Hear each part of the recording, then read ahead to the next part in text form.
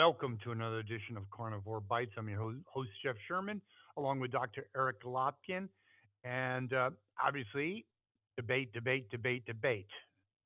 Subject matter, of course, we throw in some other things. But actually, I'm going to start with something that missed during our prep, and that is the anniversary of 9/11. A poll that 48% of people polled, Rasmussen poll believe that people have forgotten about it. So let's just kick off with that. Any thoughts? I I think my biggest takeaway is how the blunders after the attack, uh, basically playing into Al Qaeda's hands, um, going into needless wars, spending trillions. I wouldn't doubt it if it was 5 trillion. So and also the surveillance state that blew up after the attack. So fundamentally changed America. I didn't think it had to. Your thoughts, Um, Dr. Lopkin? I think there were some fundamental changes that were needed. Um, in particular, the fact that we had government agencies that were fighting with each other rather than working together, which is how the attack got through. You know, 100% we agree. had no communication between agencies, and now we've still got agency turf battles, and there's still too much internal politics, but that did need to change. um I keep going back, and I'm sure I've said this before on the podcast, but I was in New York. I lived in New York on September 11th. In fact, I was a political consultant. September 11th was the day of the primary. Hmm. Yeah, I remember it all too well, but I think more importantly than the events of September 11th, which were horrific to say the least, I think we need to focus more on September 12th, because September 12th, all over this country, and especially we felt it in New York, there was a sense of unity that I don't think America had experienced since VJ Day. Yeah, or Pearl Harbor. Yeah, I would agree with that. Yeah, And I think that's true. We've become increasingly, actually, how do you like this? We came together, and then because of how things unfolded, we've never been more apart. yeah, I mean, the split in this country since then has been extreme, to put it mildly. And we need to understand that we may not agree with each other all the time. We don't have to agree with each other all of the time. But it's time that we started treating people civilly and understand that, okay, yes, I don't agree with you, but, to pull the old quote, I may not agree with what you say, but I will fight with my life your right to say it. And unfortunately, we've lost that, especially over the last 4 years when we've seen crackdowns on freedom of speech. Yep, and I think that was one of the outcomes of 9/11. My least favorite president, or at least in the bottom five, is LBJ. Although he gets a free pass from the intelligentsia, he's a piece of shit, horrible president, the one that really started America's decline.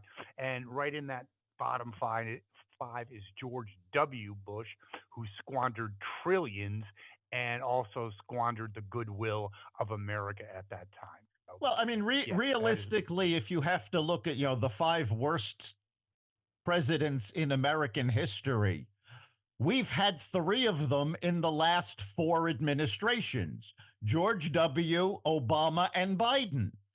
And it's time that we reverse this. We need to come together. Well, we need to have the brains to elect good people. Forget about coming together. Yes, we need to do that. But, who's the morons that thought Joe Biden was capable? Even back then, he was kind of completely blown out. It shows the dumbing down of America. And if Kamala gets in, then it's, what do you call it? Game over. But speaking of that, Before the debate, Nate Silver Biden gave Trump a 66% chance of winning and like an 80 or something like that chance of winning Pennsylvania, which is really amazing. The debate, there's some poll from Newsmax that's claimed that the after poll that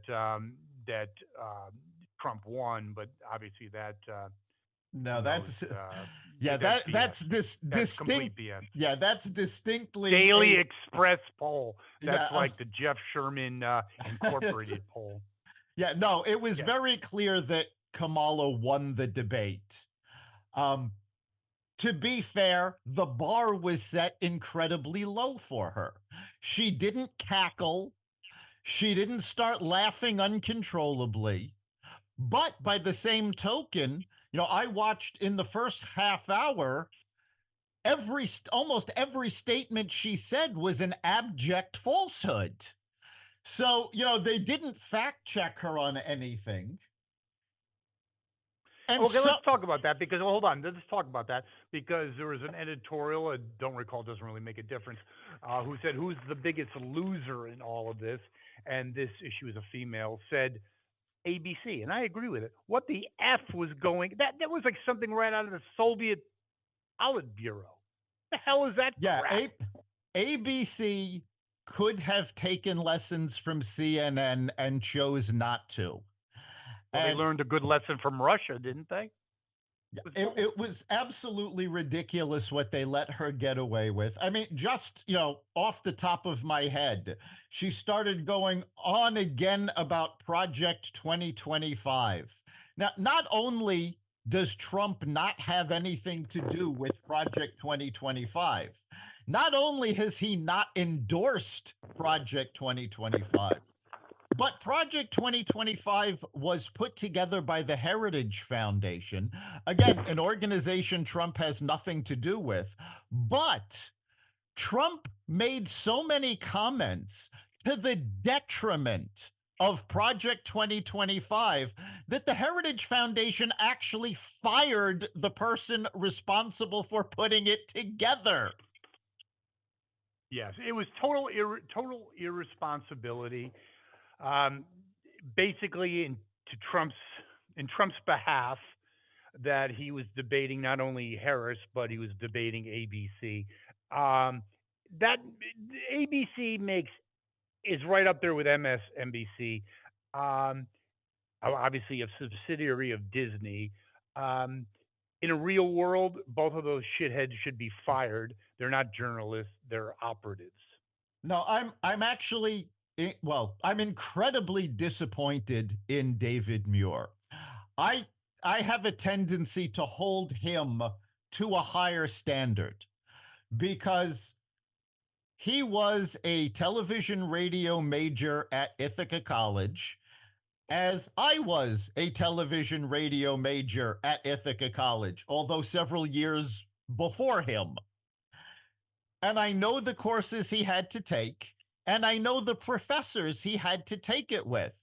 And all I could think when he was doing this was, my God, your documentary research professor is so ashamed of you at this moment. Yeah, well, again, it's basically it's Trump derangement, and one supersedes the other, and that is Well, your I your think it's uncontrolled desire to dismantle Trump throws everything else out the window. I And he think it's wanted to be more a than hero of liberalism, and he succeeded. I think it's more than just Trump derangement syndrome. I think that's the underlying factor. But I think a big part of it is literally ignorance of how things work. And as an example, Kamala came out talking about abortion, and she said Trump is going to put in a national abortion ban if he is elected, and she is going to put in permanently allowing abortions across the country. Now, if you're completely, pro-life or completely pro-choice, you hear this and you go, oh, okay, this is the plan. But neither one of them is going to happen because, first of all, there are not enough swing Senate seats up for either party to get to 60 votes. And an abortion bill is not going to get out of committee in the Senate without 60 votes. That is simply Senate procedure. Second of all, the Supreme Court said point blank, this is an issue for the states.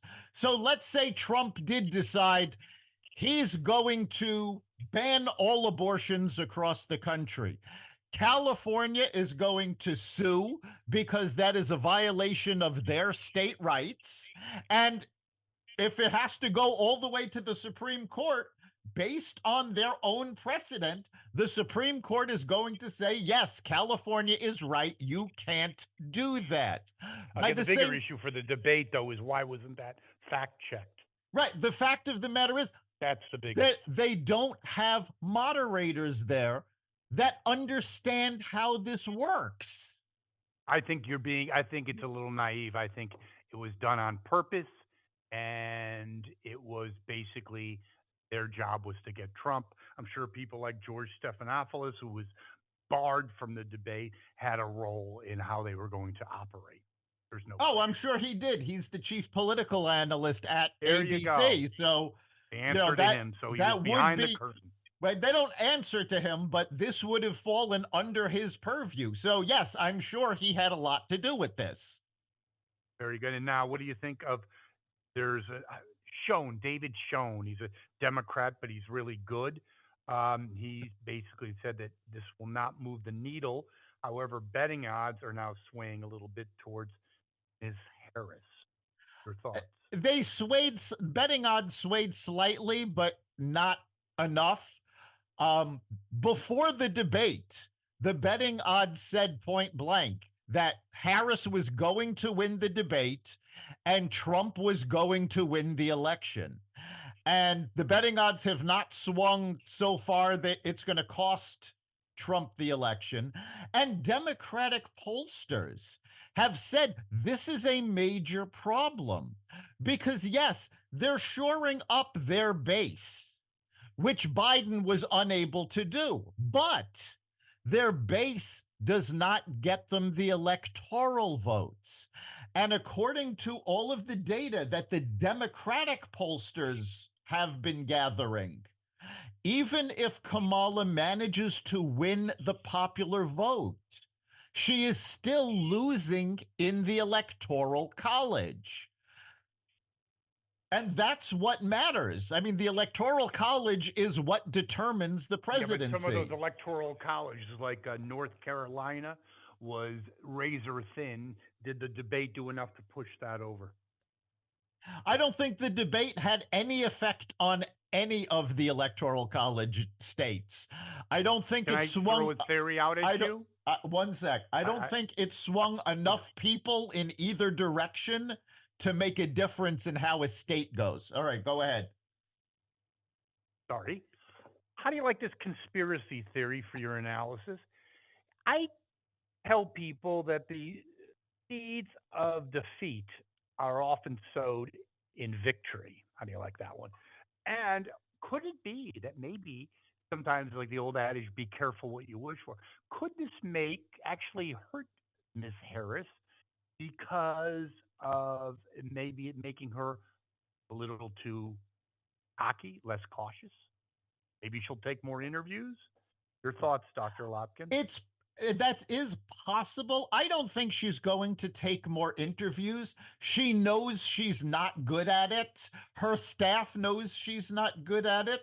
Although there are Democrats, actually, Gavin Newsom, yesterday before the debate, came out and said that Harris needs to do more interviews. Now, if that could be him trying to torpedo her campaign so he can run in 4 years, but yep. There is pressure for her to do that. And that is a very strong possibility on both sides. And you've seen this in the comments from both Trump and Harris in speeches. They have both said and cautioned their supporters that they cannot get cocky. This is going to be a very close race. And in fact, for quite a while, Trump has been saying we have to act like we are still the underdog. We have to keep in mind that it's not going to be enough to win. We have to make this too big to rig. Yes, and the only caution I would say is, you know, the debate, will it have an effect on a little bit of the enthusiasm? One other thought I'm thinking about, Dr. Lopkin, is you talk about the base.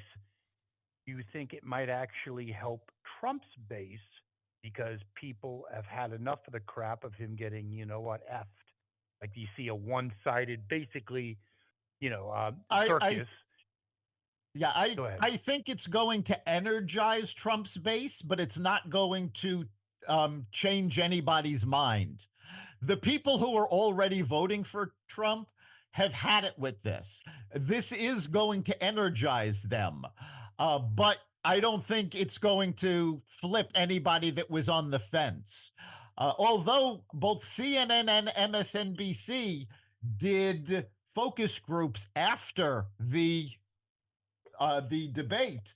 And both of them had people in this focus group saying, no, Harris did better than I expected, but my pocketbook is still too light. I was better off 4 years ago. I'm sticking with Trump. Very good. Very insightful. Does inflation, the rate of inflationary growth going down to now 2.5, 3-year low in terms of the growth of inflation, what effect, if any, will that have on the election? And while you're saying that, there's obviously some more growing speculation of a coming recession. A lot there, but you're the guy to handle it. Yes, I don't think the inflation rate itself is going to affect things much, even though the rate of inflation going up is now at a 3-year low, it's still cumulative. So, it's on top of all of the inflation that we've seen over the past 3 years. So people are still struggling every time they go to the grocery, every time they go to the gas pump. The only way the inflation rate would really swing somebody is it would swing people towards Trump if it suddenly shot up again. It would swing people towards Harris if it suddenly went negative. Now, I don't think either one of those is likely. I think it's Very most unlikely, likely yes. it's going to stay about where it is, up a little, down a little, but not moving much. What I think is going to change people's mind is what happens as a result of the inflation rate. There were a number of people coming out today on Wall Street concerned about the markets because they're worried that the Fed will not cut interest rates enough now that inflation has slowed. There's a lot of talk saying that the Fed waited too long to lower the interest rates, and now instead of the soft landing they're trying to hit, we may end up in a recession. And in fact, there are some people that came out predicting that we'll have a recession in October. Now, from a strictly technical standpoint, I don't think it's possible for a recession to hit in October. We could see the start of recession fears in October, but I don't think we can actually see a recession at this point until after the election. Fears are very powerful, Yes. however, and you look at weakened job growth, increased layoffs.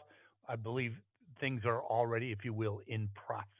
Yeah, we saw last week a lot of very negative economic news. And there's other things that are sort of bubbling below the surface. uh, productivity numbers in the US have finally started to rise. The US worker is more productive now. Well, if you dig into these numbers, especially the timing, you'll see that the increase in production comes almost lockstep with the shrinking of the job market. As there are fewer open jobs and more companies considering layoffs, productivity is going up. Why? Because for the first time in 3 years, people are actually worried they could be fired for not doing their jobs. Absolutely 100% correct. And also, obviously, you have to do the same with less, and that obviously increases the per unit Yes. productivity. So, yes. Um, on this, getting back to the subject of the debates, conspiracy theory, but if it was true, I think it would be unbelievable. Miss Harris's earrings. Yes, this is something I've been looking into after seeing news of this. I have not been able to get verification. So let's start off with that this is still at this point a rumor. But there are photos surfacing that were a close up of Kamala Harris from the debate where you could very clearly see the earrings she would wear that she was wearing last night. And the photo is circulating next to a photo of an advertisement showing that these earrings are actually Bluetooth enabled earphones. So that she was able, allegedly, to have somebody talking in her ear against the debate rules.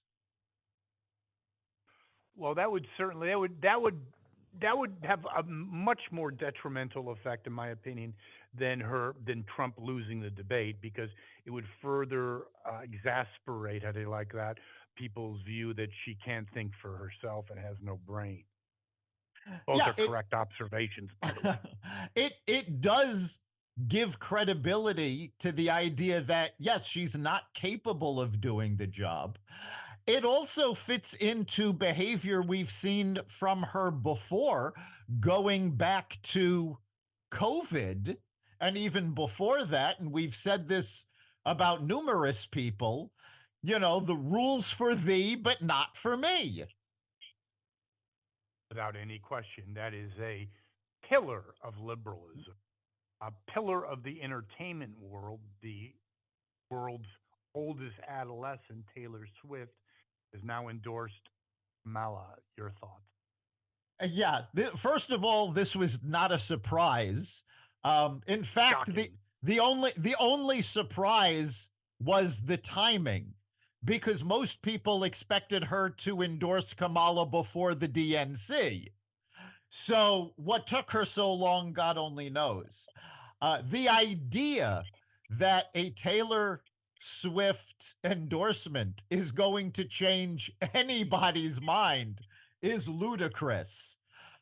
The only people that care what Taylor Swift has to say are the diehard Swifties, and they were voting for Kamala anyway. So, that's basically irrelevant. Now, you've seen little headlines popping up. Trump made a comment that Taylor Swift's endorsement is going to be to her detriment. People, of course, are going, oh, Trump is threatening Taylor Swift. It's like, no, Trump was not threatening Taylor Swift.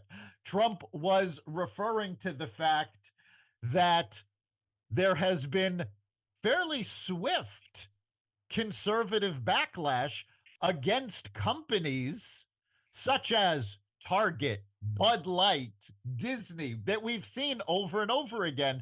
And he is speculating that these folks will stop supporting Taylor Swift, stop buying tickets to her concerts.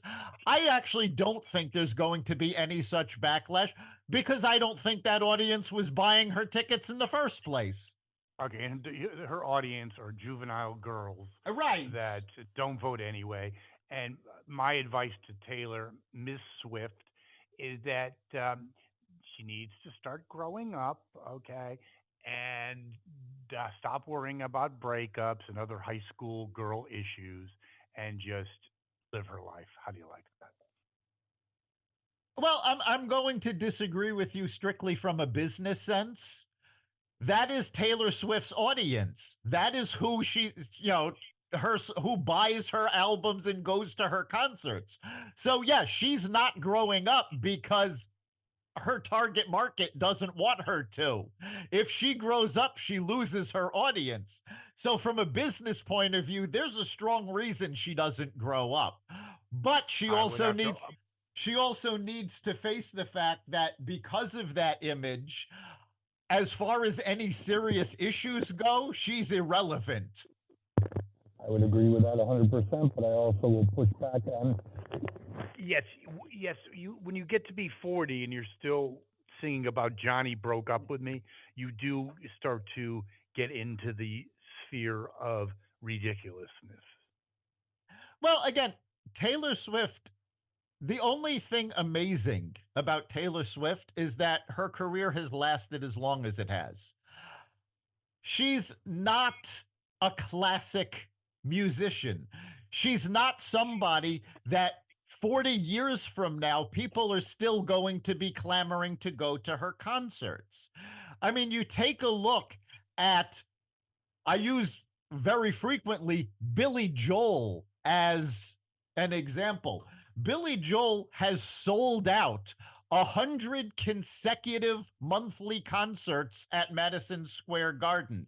He hasn't put out a new album in 25, 30 years, and he's still selling out concerts. And now his music has actually generated him a new generation of fans. That's not going to happen with Taylor Swift. Taylor Swift, as she ages, her career is simply going to end. Well, again, I still stand by what I'm saying. I think it gets you beyond border on ridiculousness when you're 40, and which she is not yet. I'm saying in another 5 years, and you're still talking about breakups and everything, it loses all sense of reality. But that's not my problem because she's a billionaire, so I should be so lucky. But one thing, so I don't care about her career or her in any way. But what I do care about is the Ukrainian situation. When you have Uncle Joe and genius Miss Harris at the helm, it's quickly escalating into dangerous territory. Not that it already wasn't. There's no negotiations. There's no efforts to bring this to a close. Uh, Very scary. Most people are worried more about Taylor Swift than about nuclear annihilation. They need to get their priorities straight, in my humble opinion. Yeah, this has already escalated. We saw Ukraine finally actually striking back within Russian territory. So there was a massive drone strike on Moscow just yesterday. But what worries me more is what's going on behind the scenes. Anthony Blinken confirmed yesterday that Iran is supplying Russia with weapons. Well, guess where Iran is getting the money for those weapons? It's Joe Biden pulling back the sanctions. So we are sending money and weapons to Ukraine and indirectly funding Iran to provide Russia with weapons. We've also seen weapons coming from North Korea. So this is literally becoming the new axis. It is Iran, Russia, North Korea, and China. And the more that these four countries work together, the less safe the rest of the world is. But you still get to the original point, the initial point. You have no one in charge in a very dangerous time. Yes. That should make your head spin. Well, literally, since pulling out of the election, Joe Biden has been on vacation for 6 weeks. I don't think he even gives a shit. How do you like that? Kamala Harris has been on the campaign trail. She returned to the White House once for a meeting, And today was called back so she could attend 9/11 ceremonies. But she hasn't been doing her job. She's been on the campaign trail. Well, Biden thank God hasn't. she's not. Right. Thank Biden God, please. hasn't been doing his job. He's been on vacation. So who is in command? And the problem is, whoever it is has probably been in command since 2021 because we know Biden was mentally unfit. 100%. Very scary times. I think in conclusion, the debate was won by Harris, but not enough to move the needle. Correct, Dr. Lopkin? Yes, that's pretty much it. Harris did win the debate, but there was not enough meat in that debate to shift anybody's minds. It solidified both bases. I think if you were a Trump supporter, you're a stronger Trump supporter. If you were a Harris supporter, you're a stronger Harris supporter, but it didn't flip any independents. Okay, last question though. How about the media spin? Will that have an impact? Like MSNBC is going to say it's the greatest thing since Winston Churchill's address to the joint session of Congress. I think at this point, the media has become almost irrelevant. They are speaking to, they're preaching to the choir. So whatever MSNBC and and CNN say, these folks weren't going to vote for Trump anyway. Whatever Fox, says, or Newsmax, those folks were Trump supporters. Although Fox, I think at this point has a little more influence because they actually have a very large Democratic viewership. But I don't think the media spin is going to make any difference. I was watching on social media people's reactions, and quite frankly, the reactions were almost predictable. The folks that were cheering on Harris were folks that I already knew were voting for Harris. The folks that were cheering on Trump's answers, I knew they were already voting for Trump. So you've got a very small group of people that are going to swing this election. And so far, neither the media nor that debate is having any effect on them. I think what probably is having a larger effect is RFK Jr. telling his followers to vote for Trump and Tulsi Gabbard coming out and supporting Trump. I think those are probably having more effect than the debate or certainly Taylor Swift. I agree on all of that, Dr. Lobkin. And for our listeners, they can basically voice their opinions, can't they, Dr. Lobkin? Yes. What did you think of the debate? Do you agree that Kamala won? Do you think, Kamala lied too much? Do you think Trump lied too much? Let us know what do you think it's swaying? Do you think it can sway the election? Right. That's Do you think either one is going to sway the election? Let us know what you're thinking. You can go to xvadio.com/connect. You can also go to the Carnivore Radio Facebook page, messages there. We want to hear from you. And of course, you can listen to every episode of Carnivore Radio at xvadio.com, the Carnivore Radio website, the Apple Podcasts app, Google Podcasts, Spotify, iHeartRadio, Audible, Amazon Music, and other platforms that respect freedom of speech.